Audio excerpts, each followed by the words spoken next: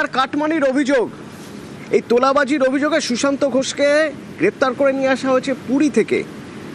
আর ওদিকে একসময়ের উত্তরবঙ্গ উন্নয়ন মন্ত্রী উদয়ন গুহ, যার বিরুদ্ধে ভুরি ভুরি অভিযোগ, তাকে গ্রেপ্তার করা হয়েছে গতকাল ফুলবাগান থানা থেকে গ্রেপ্তার করে তারপর তাকে নিয়ে যাওয়া হয়েছে দিনহাটায় আদালতে পেশ করার জন্য।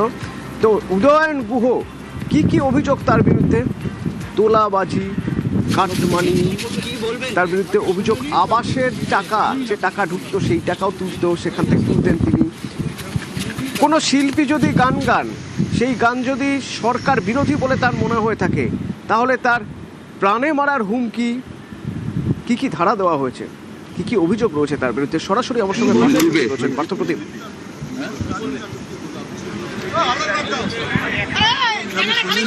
একেবারে তাই, নির্দিষ্ট একটি অভিযোগের প্রেক্ষিতে গতকাল তাকে কলকাতা ফুলবাগান থেকে গ্রেপ্তার করে দিনহাটা থানার পুলিশ, এবং আজ সকালে তাকে নিয়ে আসা হয়। কিন্তু এই যখনই তাকে সকালে দিনহাটা থানায় নিয়ে আসা হলো, এবং থানার বাইরে কিন্তু ভিড় ক্রমেই বাড়ছে এবং বিক্ষোভকারীদের সংখ্যা কিন্তু ক্রমেই কিন্তু বাড়ছে। যে শুধু কিন্তু যে এই আবাস যোজনার কাটমানির টাকায় নয়, খেলাধুলার থেকে শুরু করে স্বাস্থ্য, শিক্ষা, সব ক্ষেত্রে তার দুর্নীতি রয়েছে। ইভেন কাটমানির অভিযোগ রয়েছে খেলার মাঠে, মেলার বসে যে স্টল দিত যারা মেলার মাঠে, সেই স্টল বিক্রেতাদের কাছ থেকেও কিন্তু রীতিমতো কাটমানি তুলত। হাজারো বহু অভিযোগ আসছে, এবং সকাল থেকে থানার সামনে ভিড় কিছুটা হলেও, যেহেতু ভিড় বাড়ছিল বলে তাকে এখনও বের করে আনতে পারেনি পুলিশ, তাই ভিড় কিছুটা সামান্য দূরে একটি মাঠে সেখানে জমায়েত করেছে বিজেপি কর্মী সমর্থকরা এবং যারা বিক্ষোভকারী রয়েছে তারা। আর কি অভিযোগ রয়েছে আমরা সরাসরি কথা বলবো। কি অভিযোগ আপনাদের? এক কথায় যদি বলা যায়, ওনার নামে কি অভিযোগ নেই সেটা বলেন। উনি উত্তরবঙ্গের উন্নয়নের নামে অনুন্নয়ন করে গেছে দিনের পর দিন। ভারত সরকারের দ্বারা ঘোষিত উনি একজন নটোরিয়াস ক্রিমিনাল। দিনাটার মানুষ আজকে এমন একটা দিন উদযাপন করছে, যেমন আমাদের রামচন্দ্র রাবণ বধ করার পরে আমাদের দিওয়ালি উদযাপন হতো, সেলিব্রেশন হতো।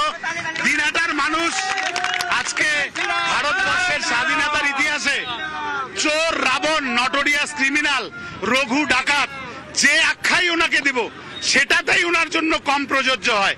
উনি চোর করে ডাকাত তৈরি হয়ে গেছিলেন। উনি তার সাথে প্রশিক্ষণ দিতে নিয়ে এসেছিলেন ওনার ছেলে সায়ন্তন গুহকে। সারা দিনহাটায় বুথে বুথে, ব্লকে উনি গ্যাং পুষতেন, যেটা দিয়ে শত শত মায়ের কোল উনি খালি করেছেন। ওনার হুইপে খালি হতো।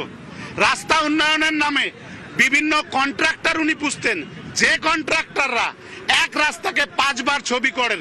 আপনারা মিডিয়া পার্সন প্রত্যেকটা গ্রামে ঢুকবেন, গ্রামবাসীর মতামত নেবেন। এক রাস্তা 5 বার করে ছবি করতেন, এবং সেই টাকা উনি ওনার পকেটে ভরতেন। কি চান আপনারা? কি চান? আমরা চাই উদয়ন গুহকে জেলে পড়া হোক, ও নট জামিন, ও জেলে পড়ুক, ওর সাজা চাই। আমরা সাজা চাই। গরিব মানুষের, মেহনতি মানুষের অনেক টাকা খেয়েছে, ক্রিমিনাল বানিয়েছে, দিনহাটাতে অনেক অশান্তি করেছে, গ্রামগঞ্জে হারমাত তৈরি করেছে, যার জন্য আমরা এই যে কালো মালা পরিয়ে আমরা সংবর্ধনা দিতে চাই। আর ও লাইফ টাইম যেন জেলে, ও জন্য তাকে সাজা পায়। ওর জেলে সাজা দেখে অন্য কোনো জন্য এরকম হারমাত তৈরি না হয়, এটা আমরা আবেদন করছি গভর্নমেন্টের কাছে। জানি নাকি যে ভারতীয় ন্যায় সংহিতা 406, 409, 420 ধারায় কিন্তু তার বিরুদ্ধে মামলা হয়েছে, যে কথা বলছিলাম। এদিকে এই যে এত অভিযোগ তার বিরুদ্ধে, এই উদয়ন গুহকে যখন কাল নিয়ে যাওয়া হচ্ছিল, নিয়ে যাওয়ার সময় তাকে মাঝ রাস্তায় খাওয়ার জন্য নামানো হয়। কোথায় না কৃষ্ণনগরে লাঞ্চ, তো সেখানে তার কাছে জানতে চাওয়া হলো যে আপনি কিছু বলুন, আপনাকে কেন গ্রেপ্তার করা হয়েছে। তিনি বললেন যারা গ্রেপ্তার করেছে তারাই বলতে পারবেন। অভিযোগ নিয়ে তিনি কোনো কথাই বললেন না। আপনাকে অ্যারেস্ট করলো কেন? আপনাকে এখন কোথায় নিয়ে যাওয়া হচ্ছে?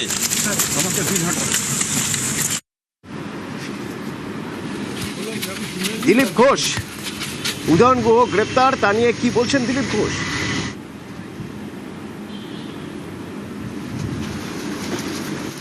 উদয়ন গুহর যেসব ডায়লগ শোনাতেন, তারপরে উনি এতদিন বাইরে ছিলেন কি করে? তখনই অ্যারেস্ট হওয়া হয়েছিল, সমাজ বিরোধীর মতো কথাবার্তা। আর তার তো দুর্নীতির কেস আজ নয়, তার বাবা বেঁচে থাকতে সার কেলেঙ্কারির কেস ছিল। তো সব রকম গুণ ছিল। বাকি যা ঘটেছে সবাই দেখেছে, লোকে কমপ্লেন করেছে, বাকিটা আইন দেখবে।